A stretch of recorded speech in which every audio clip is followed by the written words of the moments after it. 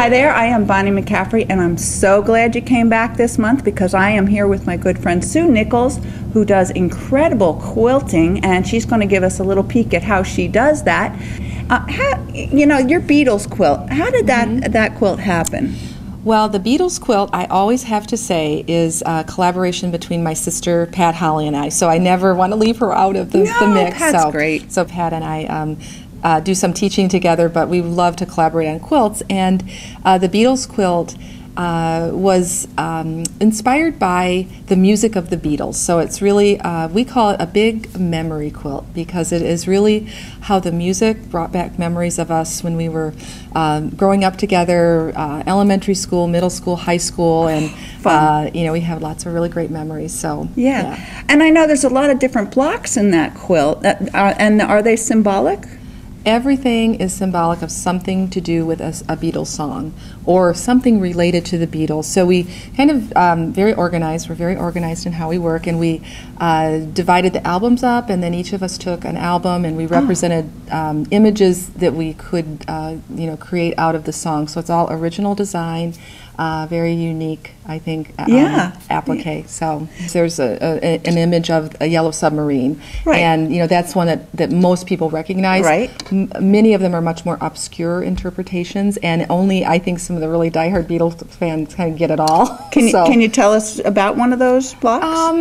I'm trying to think of some of them. Pat did a little bit more of some of the more obscure kind of things, but for instance, like Sgt. Pepper's Lonely Hearts Club, if any of your Beatles fans, you know that the cover of the album is very unique, and it's got this drum with the word Sgt. Pepper's Lonely Hearts, and then the Beatles wore these really great uniforms, and they were in these really vibrant colors, and so I thought, what's an original interpretation that I could do? And I did 4 hearts with little sad faces, and each heart has the color of the uniform one of the Beatles wore. Where does that quilt live? That quilt lives in the museum in Paducah, so it's the Museum of the American Quilters Society in Paducah, Kentucky, and it lives there because they own it. And our quilt was made in 1998, and it won the AQS Best of Show that year. So isn't that cool? That is so cool. Purchase award. So. Which was tough. It's tough to give up a really great quilt like that. But Pat and I always say that when we collaborate on quilts, it's hard to know what to do with them after you're done. That's true. We don't want to split the quilt in half, and so there was prize money. So we said, well, it's much easier to split money. So it was a perfect solution for a unique quilt, I think. Pat and I were fortunate enough to win another big award with one of our quilts we collaborated on, and that one was called the Space Quilt. And we won machine workmanship in Houston with that quilt in 2004. And Pat and I decided that we were going to do something fun with some of our money, and we went out and bought cowboy boots. Oh my God, cowboy boots! We have the coolest cowboy boots. And that quilt lives there also? Yes. Because that also. Yes. And it won also the AQS 2004 machine workmanship, which is also a purchase award. So the sisters, we feel, have sister quilts in the museum. They keep each other company. So. And you have a small quilt in the lobby here, which is the Beatles, related to the Beatles. Right. So when we had to hand over our Beatles quilt, we also got a lot of publicity with the Beatles quilt, and Pat and I were fortunate to be asked to teach in England the year after, and we thought, gosh, it's so sad we don't have the quilt. Yeah. So we decided we'd make a little smaller version of the Beatles quilt, kind of as a memory for us, and then I can take it with me when I teach. Right. And so we call it the Baby Beatles quilt. Baby Beatles. And did both of you travel there? We did. And you went to Liverpool, didn't you? We did. They took us to Liverpool. It was wonderful. I didn't teach in Liverpool, but our hostess, Iris Taylor, is just a wonderful woman. She made us take the Baby Beatles quilt with us because she said it needed to go to all the places that the Beatles were. So it's been to Abbey Lane, and it's been to Strawberry Fields and Abbey Road. I said Abbey Road. Abbey Road. And I'm thinking of Penny Lane. Anyway, so it's kind of fun that that we have pictures of us with the Baby Beatles quilt in front of the Cavern Club, which is where the Beatles first played music. I did get to take a little mini 1-hour class with Sue, and oh my gosh, I learned so much in that 1 hour. And she said that she would demo a little bit of how she does her machine quilting. So let's take a look. I love to machine quilt. So the quilts we've been talking about are all done using a sewing machine. We do machine applique, blanket stitch applique, and then I machine quilt all of my quilts on my home sewing machine. And I do sew on a nice Bernina, so I love my Bernina. Yeah, I love my Bernina too. And fortunate at this show that they provide me with a machine to demo in class. I am a pretty traditional machine quilter. My favorite thing to do is to do the feather design, and I teach a lot of classes in drawing feathers and quilting feathers, and I always say that I think that they're a lot easier than you think. They look like they would be more complicated. So it's my favorite design to demo. Yeah. And so when I teach my classes, I talk about that I use a darning foot and I lower the feed dog. So most quilters today are pretty familiar with free motion quilting, but we do multi-directional sewing, so it allows us to do designs like a feather that you can go in any direction and move the quilt very easily. A lot of times when we do free motion work, students like to have something on their fingertips to help them move the quilt more easily. And my little unique solution to this is the best. Wait till you see. From the very beginning, which I've been free motion quilting for probably almost 20 years. And at that time, there wasn't a lot of machine quilting going on. So It actually wasn't legal. Yeah, it wasn't legal yet. Yeah.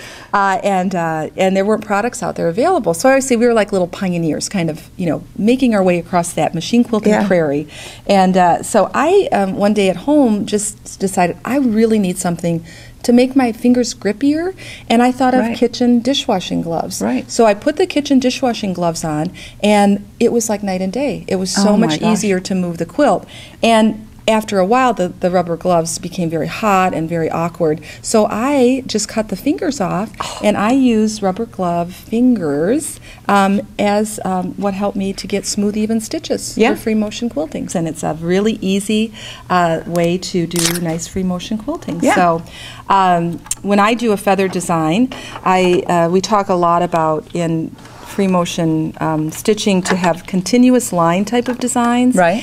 And when I do a traditional feather, it is not a true continuous line design. I always talk about how many paths it takes me to do. So I always do the center spine first.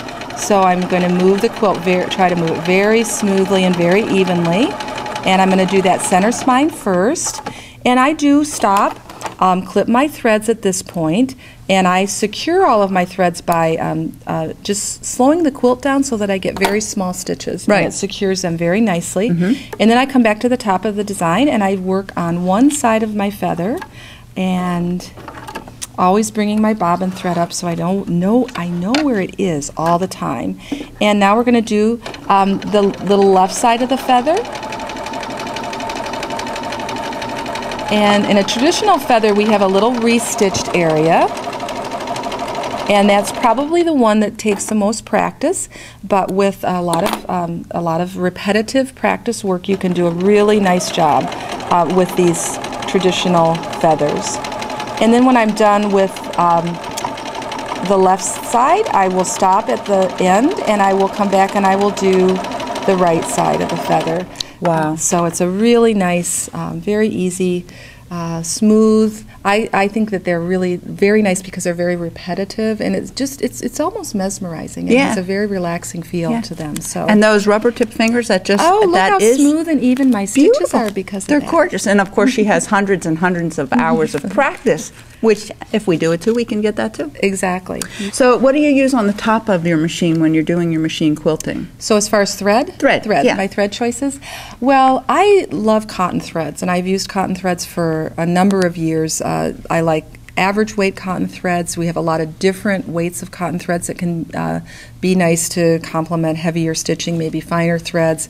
But one of my favorite threads is Superior has a line of threads called King Tut. Yeah. And I have a small line of threads in that bigger line that are called Tone on Tones. And they're a very, very nice, subtle variegated thread that works really nice for my sort of traditional style of machine quilting. So now you have a book on the machine quilting. So if they want to learn more about doing the machine quilting, you can. Machine quilting book called Primer of Techniques, and it's how I teach my classes. So I love teaching basic skills, I call it. I like getting beginners and getting them excited about machine quilting. Yeah. So, And you also have another book. I do. I have, actually, my latest book is written with my sister, Pat, so it's our latest collaborative effort, and it's Machine Applique, our stitched raw edge applique book, and has patterns and the applique technique that we used on the Beatles quilt and the space quilt and those. Right. So, yeah. And you also have patterns. You have some new patterns I just started coming with the patterns with a pattern company. So applique, flower baskets. I love the idea of the basket design and floral applique, so it's going to be a series of flower basket designs. So, yeah. Well, thank you so much for doing this, and thanks, it's been great. You are just an amazing woman. Thank you very much. It was fun. Yeah. Thank you. And if you have a chance to take a class with Sue, I highly recommend that you do that. She is just an incredible teacher and absolutely wonderful.